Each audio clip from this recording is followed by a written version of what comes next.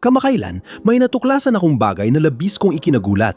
Alam nating ang kamangha-manghang digital na sirko ay hango sa wala akong bibig at kailangan kong sumigaw. Si Gus Ghostworks, ang lumika, ay nabanggit na ilang beses, ngunit nakakaintriga kung hanggang saan umaabot ang inspirasyon niya. Halimbawa, nung una, si Kane lang ang nakikita kong hangmo kay AM, pero pagkatapos ay lumitaw sina Jax, Ragata at pati na rin si Kinger. Dito, hindi na lang basta paghahambing ng mga karakter ang ginagawa natin, halos kopya na ito na naging makulay at animated lang. Ang paghahambing na ito ay parang napapaliwanag na sa buong digital na sirko, napunta ako kay Pomni. Dahil si Pomni ay tila hindi tugma sa lahat ng nalalaman natin, at matapos ang episode siyam, tingin ko alam ko na kung bakit. Para maintindihan ang koneksyon ng sirko sa wala akong bibig at kailangan kong sumigaw, kailangan nating talakayin muna si AM. Si AM ay isang artipisyal na intelihensya na nilika noong panahon ng digmaan, isang makinang napaka-advanced na naging mulat sa sarili. At nang mangyari yon, nagkaroon siya ng napakabigat na problema. Kinamumuhian niyang mabuhay. Kayang mag-isip, matuto at lumika ni AM. Pero hindi niya talaga magamit ang lahat ng yon para sa sarili niyang kapakinabangan. Maaari lang siyang umiral. Binasa ko. Binigyan namin ng kamalayan si AM, hindi sinasadya siyempre, pero kamalayan pa rin sa huli. Gayunpaman, siya ay nakakulong. Si AM ay hindi Diyos, isa siyang makina. Ginawa namin siya para mag-isip, pero wala siyang magawa sa lahat ng kanyang pagkamalihiyain. Punong-puno ng galit at pagkabaliw. Milipol ng makina ang lahi ng tao, halos kaming lahat. At kahit ganoon, nanatili pa rin siyang nakakulong. Hindi makagala si AM, hindi siya makapaghanga, hindi siya maaring mapabilang kahit saan. Ang kaya lang niya ay umiral. At kaya, sa likas na puot na laging nararamdaman ng lahat ng makina para sa mahina at marupok na mga nilalang na lumikas sa kanila, naghangad siyang magigante. At habang lalo siyang nagiging mulat dito, lalo siyang nakikimkim ng galit. Hanggang sa isang araw, nagpa siyang maghiganti sa sangkatauhan. Ang nakakatuwa, 5 lang ang iniwang buhay. At bakit niya sila iniwang buhay? Hindi dahil kailangan niya sila o dahil mahalaga sila, kundi dahil kailangan niya ng mapagbuntunan ng lahat ng galit at inis niya. At kung medyo naalala niyo si Kane sa lahat ng ito, hindi lang kayo ang nakakaramdam niyan. Kaya ngayon, kilala na natin si AM. Malinaw na ang unang koneksyon. Sa parehong kaso, may artipisyal na intelihensya na kumukontrol sa buong mundo. May grupo ng mga tao na nakakulong sa loob ng mundong iyon at may mga tagpuang nilika talaga para lang sa kanila. Pero hindi dito natatapos ang lahat. Mas malalim pa ang koneksyon kaysa doon. Pinupuno ni AM ang mga tagpuan niya ng mga artipisyal na tao na talagang hindi naman totoo. Mga taong kaya niyang likain o burahin, sirain anumang oras. Ganon din si Kane. Bawat pakikipagsapalaran ay may mga NPC na parang buhay. Nagsasalita sila, tumutugon at may personalidad. May isa pa tayong pagkakatulad na bihira lang mapansin. Ni si AM o si Kane ay nakakakuha ng talagang gusto nila. Mahigit 100 taon pinahirapan ni AM ang mga nakaligtas, ngunit hindi siya gumaan ang pakiramdam. Hindi talaga ang mga tao ang problema, kundi siya mismo. Nakakatuwa ring isipin na parang ganito rin ang kay Kane. Palaging sinusubukan niyang gumawa ng mas malalaking, mas kapanapanabik at mas masayang pakikipagsapalaran. Pero madalas hindi naaabot ang inaasahang resulta. Naboboringan ang lahat, nagrereklamo at ayaw sumali. Makikita natin na si Kane ang pinaka-obvious na koneksyon sa lahat ng ito. Pero paano naman si Jax? Well, si Jax sa ibang kwento naman talaga. Nung sinimulan kong ikumpara si Jax, parang wala talagang malinaw na koneksyon. Hanggang sa naintindihan ko si Ted. Si Ted ay isa sa 5 nakaligtas sa wala akong bibig at kailangan kong sumigaw at isa rin sa pinaka-komplikadong karakter doon. Kasi sa ilalim ng lahat ng kanyang mayabang na ugali, may tinatago siyang napakadilim. Hindi nagtitiwala si Ted kanino man. Kahit sa mga nakaligtas at sa sarili niyang isip. Pagkatapos ng mahigit 100 taon na nakulong kasama si AM, kumbinsido si Ted na may itinatago sa kanya ang lahat ng tao. Lalo akong napapaisip tungkol kay Jax dahil dito. At mas lalo pang nagiging kakaiba ang lahat kapag nakita natin kung paano nila tratuhin ang mga taong sumusubok tumulong sa kanila. Isa sa pinakamahalagang relasyon sa Wala Akong Bibig at Kailangan Kong Sumigaw ay sina Ted at Ellen. Si Ellen ay isa sa ilang tao sa grupo na patuloy tumutulong sa iba. Kahit matapos ang 100 taon sa kulungan, hindi pa rin nakita ni Ted ang mga iyon bilang positibo. Sa tuwing sinusubukan ni Ellen na lumapit sa kanya, nagdududa siya, parang may banta. At dito tayo dadalhin kay Ragata. Dahil kung may isang tao na laging sumusubok tumulong sa iba sa kamanghamanghang digital na sirko, siya yon. Gayunpaman, mukhang may espesyal na problema si Jax kay Ragata dahil hindi niya iniiwasang kausapin ito o sinusubukang baliwalain siya dahil may ginagawa siyang kakaiba. Palagi niyang kinukulit si Ragata pero parang gusto niyang panatilihin ang distansya at sabay na hindi rin masyadong lumayo. At matagal kong inisip na ito ay isang simpleng pagkakataon lang.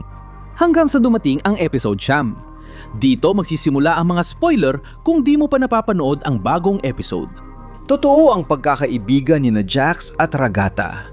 Hindi sila palaging nag-aaway. Noong una sa sirko, magkaayos sila at laging magkasama sa mga pakikipagsapalaran, lagi rin naglalaan ng oras para sa isa't isa. Gaya ng ginagawa niya sa iba, sinusubukan din ni Ragata na mapalapit kay Jax.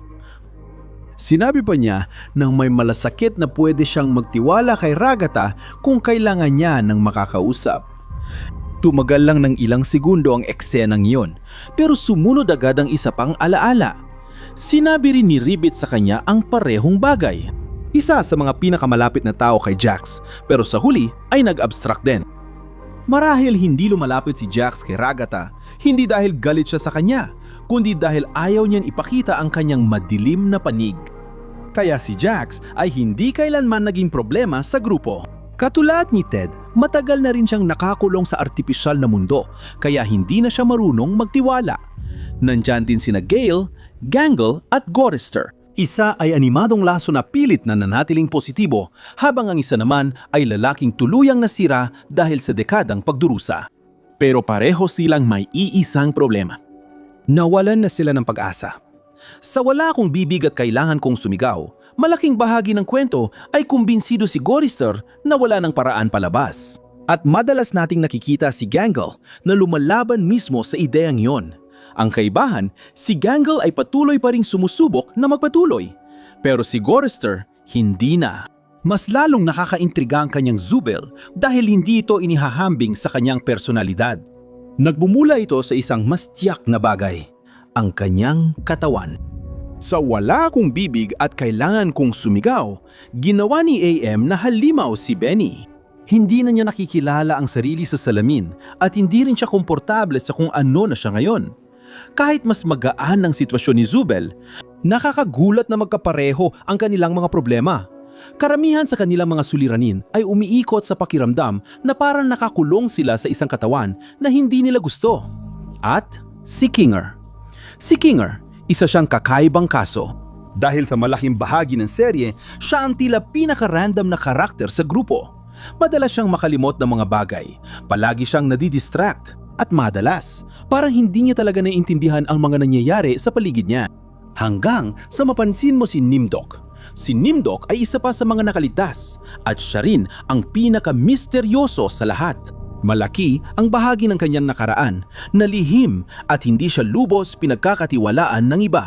At sa malaking bahagi ng kwento, pakiramdam natin na may mahalagang bagay na hindi nila sinasabi sa atin. At dapat ay pamilyar ito sa inyo.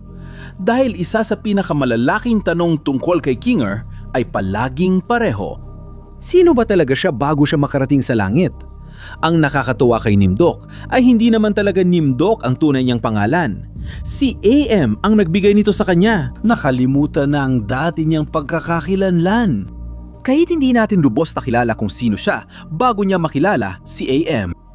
Nagkaroon tayo ng ideya kung ano siya noon, kaya hindi talaga siya lubos na pinagkakatiwalaan ng ibang mga nakaligtas. Sige, kaya parang lahat sila ay sumasalamin sa mga karakter ng Wala Akong Bibig at Kailangan Kong Sumigaw sa ilang paraan.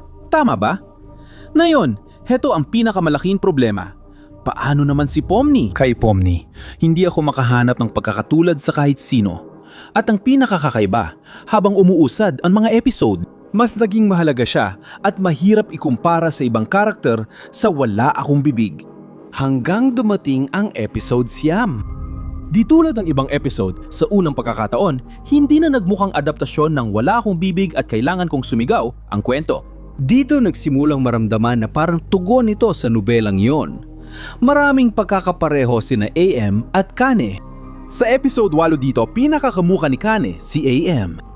Pinag-uusapan niya ang mga taong may sama ng loob at sinisisi sila habang tila natutuwa siya sa kontrol niya sa kanila. At kung doon natapos ang serye, masasabi ko na kinuha lang ni Gus Gooseworks si AM at ginawa niya itong isang cartoon na bersyon. Pero sa episode siyam may nangyari, isang bagay na hindi inaasahan. Sa Wala Akong Bibig at Kailangan Kong Sumigaw, makikita nating walang kayang baguhin ang kahit ano. Si AM ay nananatiling si AM. Ang mga nakaligtas ay nakakulong pa rin at patuloy ang pagdurusa. Gayun din, ang digital na sirko ay gumagamit ng parehong mga ideya. Pero imbes na magtungo sa parehong katapusan, nagsisimula itong umusad sa kabaligtarang direksyon. At dito, ang susi ay si Pomni. Dahil sa malaking bahagi ng serye, ginagawa ni Pomni ang natural na gagawin ng sino mga tao sa ganitong sitwasyon. Gusto niyang makatakas, nawawalan siya ng pag-asa at may eksistensyal na problema. Pero unti-unti siyang nagbabago, habang ang iba ay tinanggap ng sistema ng sirko. Patuloy pa rin sumusubok si Pomni na umusad. Sa unang pagkakataon, may taong tumigil sa pag-iisip ng pagtakas at nagtanong kung paano mapapabuti ang sirko. Doon ko naintindihan kung bakit hindi ko maikumpara si Pomni dahil hindi siya mukhang kumakatawan sa kahit sino karakter ng Wala Akong Bibig at Kailangan Kong Sumigaw. Si Pomni ang kumakatawan sa posibilidad na mabago ang resulta. Sa buong video, parang si Kane ay matatapos na maging si AM. Ngunit pinabulaanan ni Pomni ang teoryang ito. Dahil sa kanyang mga ginawa, nagkaisa ulit ang lahat at nagbago rin si Kane. Dahil dito, ang kamanghamanghang digital na sirko ay hindi na gaya ng muling pagsasalaysay ng Wala Akong Bibig at Kailangan Kong Sumigaw, kundi nagiging sagot na rito. Sa tingin ko, kaya ko gustong-gusto ang digital na sirko. Sa umpisa, mukha lang itong simpleng listahan ng sanggunian.